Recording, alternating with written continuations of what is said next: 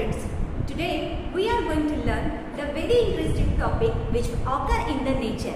If you looking towards me or if you stare to me, then you can notice that one thing I hold in my hand. What is this? Yes, it is flower. We all love flower very much. Sometimes we use it for worship. Sometimes we attracted toward itself because of its bright color, its fragrance. Yes, or sometimes we use it to gift our friend on the occasion like birthday or like festives and all. But have you ever think about that? What is the exact role of the flower in the nature? Yes, have you ever noticed about it? Yes, we all know the uses of flower in the nature. But apart from this, nature give him a very much important function to the flower. What is that function? That the flower is take part in the process of reproduction. Yes, flower take parts in the process of reproduction. So, for the reproduction or for the participation of the reproduction, what different organ does flower have or different parts the flower have? Today, we are going to learn the different structure and the function of the flower through which it can participate in the process of reproduction. So, let's learn about it. So, here you can see the beautiful flower. The bright color of the flower. This bright color of the flower is due to the presence of petals of the flower. This small, bright, smooth, soft structure of the flower is called as petals. If you see or if you notice the base of the flower, then you can observe here the green color structure, the green color leaves-like structure which is present at the base of the flower. This green color structure which is present at the base of the flower is nothing but the sepal, and the group of sepal together make the calyx, like the group of petal together make the corolla. Till that you understand that the beautiful part of the flower is called as a petal and the green color part of the flower is called as the sepal, and the member of sepal is called as the calyx and the member of petals are called the corolla. Again, let's understand the detailed structure of the flower. Basically, the flower structure is divided into two parts. The upper side of the whorls and the inner side of the whorls. The upper side or the outer side whorls of the flower is called as accessory whorls of the flower. What do you mean by accessory whorls of the flower? The whorls which only protect the flower structure or which guard the flower structure or guard the internal structure of the flowers are called as accessory whorls of the flower. Now tell me, which are the accessory whorls of the flower? Yes, petals and the sepal are the accessory whorls of the flower. Why? Because they protect the internal structure of the flower, and that's why they both are called as accessory whorls of the flower. Now let's understand the another whorls of the flower. The another whorls of the flower is called as reproductive whorls of the flower. So, what are the reproductive whorls of the flower? Androecium and gynoecium. Androecium and gynoecium. These two are the reproductive whorls of the flower. Out of these, androecium is the male reproductive whorls of the flower and gynoecium is the male reproductive parts of the flower or whorls of the flower. So, here let's understand the detailed structure of androecium and gynoecium. At the center of this petal, you can see this sticky flat structure. This sticky flat structure of the flower is called as stigma. After that, this stigma goes to the deep through the stalk-like structure. This stalk-like structure of the flower is called as style, and this style swollen at the base. This base is called as the ovary. That means stigma, style and ovary.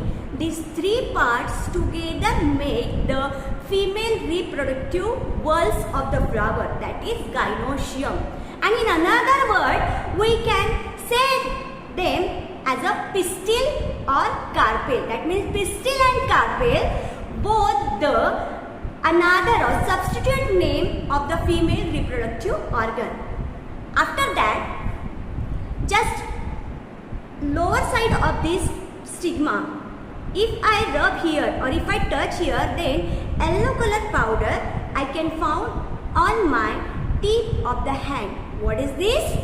This yellow color powder structure is nothing but the pollen grain, which is the male reproductive parts of the flower.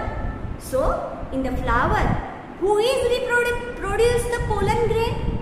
The pollen grain are reproduced by the structure called as stamen, and the stamen are produced by, or the stamen are formed by the structure of anther and filament.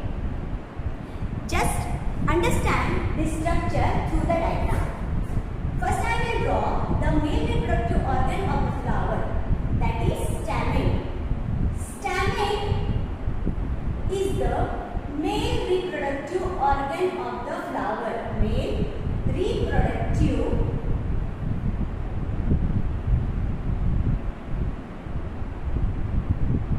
organ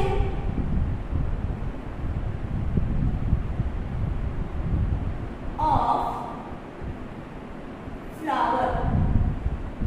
The structure is like that. The flat, disc-like shape at the top of the stalk. This flat disc-like structure is called as anther, and this stalk-like structure is called as filament.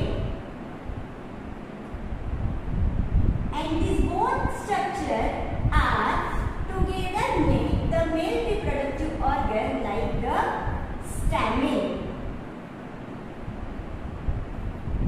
or androecium.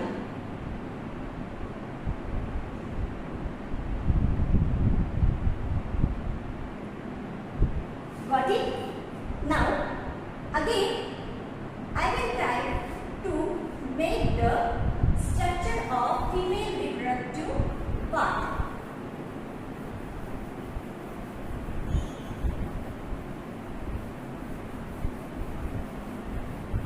The female reproductive parts of the flower or the walls of the flower is known as gynoecium. Gynoecium. It is made up from this sticky structure called as stigma. Why stigma found to be sticky? Because stigma contain or secrete the nectar, which is sticky in touch. Why stigma are sticky? When pollen grain are germinate or stuck on the stigma, that time for the germination of this pollen grain, it have to be sticky. That means it have to be extra sugar in nature. That's why stigma is sticky in structure. This whole structure goes to the lip and is tube-like structure.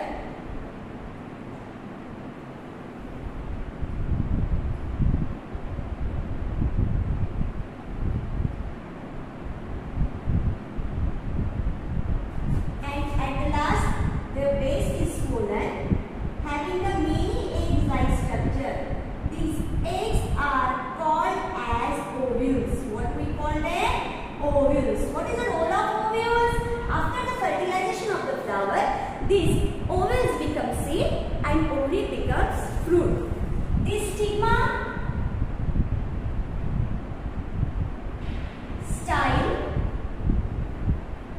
and ovary, these three parts together make the female reproductive organ. Female reproductive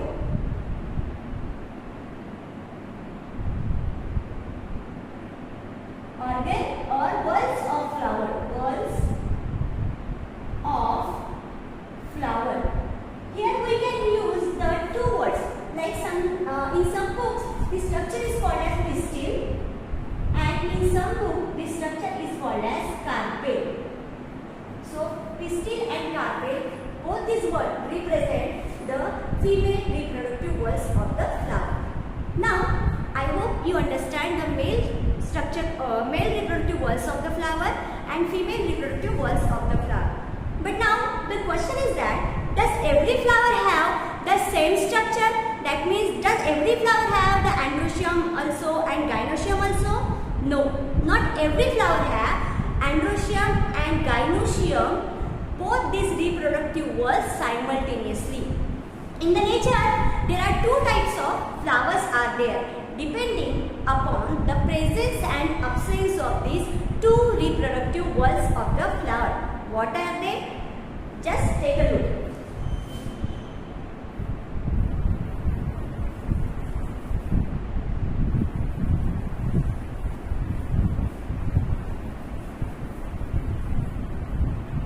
Depending upon the presence and absence of the reproductive walls of the flower, the flowers are of two types. That means types of flower.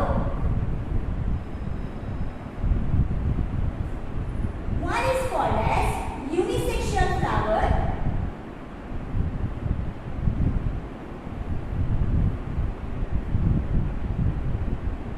and another one is called as bisexual flower. Bisexual flower. The name uni means one.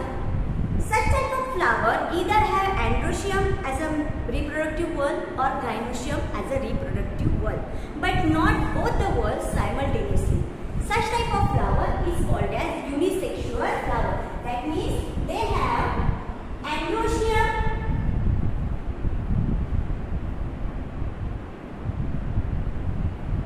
or gynoecium, but not the both walls simultaneously. Example, cucumber and papaya. Here, bisexual flower. What do you mean by bisexual flower? Yes, of course. Bi. The word bi means two. The flower which have both the reproductive walls simultaneously. That means it have the androecium